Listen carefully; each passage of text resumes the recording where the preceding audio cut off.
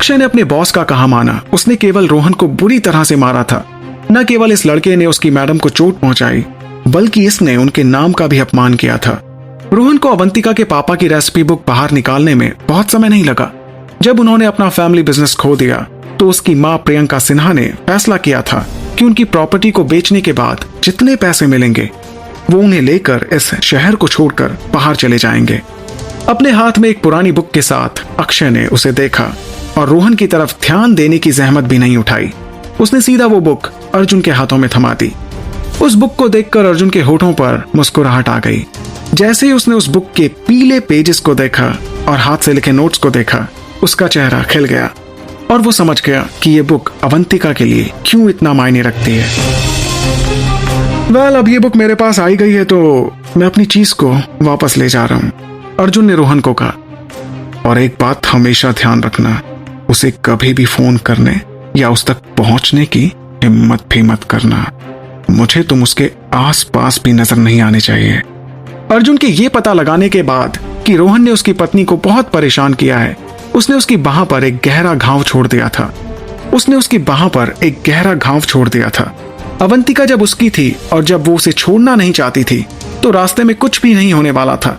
अवंतिका अब उसकी थी और अब वो उसे छोड़ना भी नहीं चाहती थी। हालांकि इस स्थिति में अब कुछ भी नहीं होने वाला था, लेकिन अर्जुन को अवंतिका पर विश्वास था, लेकिन वो रोहन पर विश्वास नहीं कर सकता था कि वो फिर से अवंतिका के साथ कुछ गलत ना करे। अर्जुन को अवंतिका पर पूरा विश्वास था कि वो उससे प्यार करती है और वो उसको अब कभी नहीं छोड़ेगी। अर्जुन और अक्षय के दुकान से वापस जाने के बाद रोहन फर्श पर लगभग अधमरा पड़ा रहा। उसका दिल गुस्से और नफरत से भर गया था। उसने एक लड़की के कारण अपना सब कुछ खो दिया। अवंतिका, तुम्हें इसके लिए पे करना होगा, छोड़ूंगा नहीं मैं तुम्हें। वो दर्द में करहा रहा था। इधर गर्मी के आखिरी दिनों ने मौसम को हमेशा से थोड़ा ठंडा बना दिया था, ये बताते हुए कि वो मौसम खत्म होने वाला था। एंजॉय करने का मौका बर्बाद नहीं करना चाहिए। अर्जुन को अवंतिका और जुड़वा और एंजॉय करने का मौका बर्बाद नहीं करना चाहिए। अर्जुन को अवंतिका और जुड़वा बच्चों के साथ एक ट्रिप करने का आइडिया आया।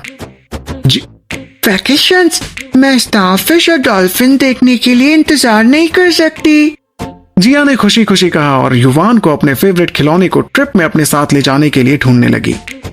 ये करते करते उसने रूम में चारों तरफ कचरा फैला दिया। मैं मिस्टर बनी को अपने साथ लेकर जाऊंगी, जिया ने कहा। मिस्टर बनी उसका फेवरेट टॉय था। फिर तो मैं अपने डायनासोर को अपने साथ लेकर जाऊंगा, लेकिन ड्रैगन तो बहुत बड़ा है, जिया ने जवाब दिया। युवान बहुत एक्साइटेड था, लेकिन उसने अपनी अवंतिका आंटी के लिए परेशानी नहीं बनने की कोशिश की जब वो अपनी चीजें पैक कर रही थी। अगली सुबह अपूर्व ने उन्हें एयरपोर्ट पर ड्राइव करने के लिए गाइड किया। उनका प्राइवेट प्लेन उनका इंतजार कर रहा था। अवंतिका लगभग बहुत ज्यादा सामान लेने के लिए पछता रही थी, लेकिन ये उसने 2 बच्चों के लिए पैक किया था। उसने सोचा था कि एक्स्ट्रा कपड़े लेना अच्छा होगा अगर जरूरत पड़ जाए तो। भाई, मेरे लिए कुछ अच्छी फोटोज लेकर जरूर आना, भूलना मत, अपूर्व ने अपनी कार के गेट को बंद करते हुए अपने भाई से कहा। अपूर्व अंकल, क्या इस बार आप हमारे साथ नहीं चल रहे हैं? हाँ अंकल, आप नहीं आ रहे हैं क्या? नो बच्चों, मुझे कुछ काम है। ओके, मैं आपको दिखाने के लिए बहुत सारी फोटोज लूंगा। सो गाइस, जाने के लिए तैयार? अर्जुन उनके पीछे दिखाई दिया। उसके हाथ ने अवंतिका के हाथ को पकड़ रखा था। दोनों बच्चों ने मुस्कुराते हुए सिर हिलाया। अपूर्व ने ड्राइवर की सीट पर कदम रखा और पूरे समय शिकायत किया कि इस ट्रिप के लिए उनके पास कितना सामान था। अर्जुन अपने भाई के साथ आगे बैठा था, जबकि अवंतिका और बच्चे पीछे बैठे हुए थे। वे लगभग 30 मिनट में पहुंचे, जो एक मिनी एयरपोर्ट जैसा लग रहा था। अवंतिका और बच्चे कार से बाहर आकर चारों तरफ देख रहे थे। उनके सामने बड़े प्राइवेट जेट पर नजरें गड़ाए हुए अवंतिका घबराने लगी। क्योंकि वो बच्चों के साथ ट्रैवल कर रहे थे, इसलिए अर्जुन लोगों को लेकर भी काफी अवेयर था कि कहीं कोई उनके पिक्स ना ले ले। स्टाफ आगे आया और उन्होंने अपूर्व को जेट पर सामान उतारने में मदद की। जब उन्होंने सारा सामान सेट कर दिया, तब ये बोर्ड करने का समय था। क्या आप श्योर हैं कि आप हमारे साथ नहीं आ रहे हैं? अवंतिका ने अपने देवर से पूछा। अपूर्व ने हाँ में अपना सिर हिला दिया, क्योंकि वो जानता था कि अगर वो उनके साथ आया तो अर्जुन तो अवंतिका को लेकर एक साइड चला जाएगा, लेकिन उसे ही बच्चों की देखभाल की जिम्मेदारी अपने सिर पर लेनी पड़ेगी। और अपने भाई से परेशान होने से अच्छा यही था कि वो यहीं रहे और अपना काम करे। जैसे ही पूरा परिवार जेट पर चढ़ा, अवंतिका अपनी आंखों पर विश्वास नहीं कर सकी। जेट का केबिन लिविंग एरिया की तरह दोनों तरफ आलीशान सोफों के साथ सेट किया गया था। जुड़वा बच्चे खुशी से बैठ गए और खेलने के लिए अपने खिलौने बाहर निकालने लगे। ये बहुत लग्जरियस था। कभी कभी वो भूल जाती थी कि उसने एक अमीर और बिजनेसमैन से शादी की है, और अर्जुन का परिवार कितना ही अमीर क्यों ना हो, वो लोग उतने ही विनम्र थे और अपने पैसों का बिल्कुल भी दिखावा नहीं करते थे। वे 2 घंटे बाद अपने डेस्टिनेशन पर पहुंच गए। अभी भी पार्क और टूरिस्ट स्पॉट पर घूमने के लिए उनके पास बहुत समय था। उन्होंने लोकल मार्केट में जाने का फैसला किया, जबकि उनका सामान अग्रवाल परिवार के विला में भेज दिया गया था। अवंतिका ने बच्चों को लिया और उन्हें केकड़ों, झींगा मछलियों और अलग अलग तरह के सी फूड के बारे में बताया जो वो खरीद सकते थे। जिया ने जब छोटे केकड़े को देखा तो उसकी आंखें हैरानी से बड़ी हो गईं। जिया, नो, इसे मत छुओ। युवान उनका पीछा कर रहा था। युवान ने पीछे से जिया को कहा जब वो एक केकड़े को पकड़ना चाहती थी। हालांकि दुकान के मालिक को भी बच्चे इतने प्यारे और अट्रैक्टिव लगे, उन्होंने ये श्योर करते हुए कि बच्चों को इससे चोट ना पहुंचे, उन्होंने बच्चों को केकड़े को पकड़ने में हेल्प की। ओह, आपके बच्चे तो बहुत प्यारे हैं, आप दोनों की काफी अच्छी जोड़ी है, उन्होंने अर्जुन और अवंतिका से कहा। हर कोई उन्हें यह हिंट क्यों दे रहा था कि उन्हें जल्द ही एक बच्चा चाहिए। अर्जुन केवल मुस्कुराया और अपना सिर हिला दिया। दुकान के मालिक के कमेंट ने बच्चों की क्यूरियोसिटी को बढ़ा दिया। लेकिन अब हम बच्चे नहीं हैं, युवान ने कहा। क्या आप और अंकल एक बच्चा दे सकते हैं? आंटी, बच्चे कहाँ से आते हैं? जिया ने अवंतिका आंटी से पूछा, जो लगभग उनके अचानक से पूछे गए इन सवालों को सुनकर काफी हैरान हो गई थी। बेटा, वो भगवान के यहाँ से आते हैं।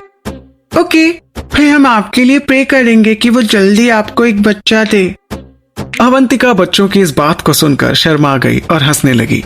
इसके बाद जब वे लोग अग्रवाल विला में वापस आए और अपना लंच कर रहे थे, तब बच्चों ने एक बार फिर से अपने अजीब सवालों को पूछने का फैसला किया। अवंतिका ने अपने पति को टकटकी लगाकर देखा जो युवान के साथ बैठे हुए था। उसने अर्जुन को अजीब नजर से देखा। आंटी, तो बेबी कब आएगा? ये सवाल सुनकर उसने युवान को देखा और उससे कहा, बेटा, अच्छा होगा कि अगर आप ये सवाल अर्जुन अंकल से पूछें, वो शायद जानते होंगे कि वो कब आएगा। उसने युवान को जवाब दिया। ओह, क्या वो पहले ही अवंतिका को प्रेग्नेंट करने की कोशिश नहीं कर रहे थे? लेकिन क्योंकि वो सिल्वर लीफ एकेडमी अटेंड करना चाहती थी और जब तक अवंतिका की पढ़ाई क्लियर नहीं हो जाती तब तक वो बेबी के बारे में सोच भी नहीं सकते थे, क्योंकि इससे अवंतिका की पढ़ाई को सीधा सीधा नुकसान होने वाला था। इसके बाद अर्जुन ने अवंतिका के कान में धीरे से कहा, डार्लिंग, क्या तुम श्योर हो कि तुम मुझसे चाहती हो कि मैं बच्चों को बताऊं कि हमारा बेबी कब आएगा? मुझे लगता है क्यों ना हम इस बात पर आज रात अपने बेड पर बात करें। मैं तुम्हारे लिए सभी बातों को कवर करने की कोशिश करूंगा।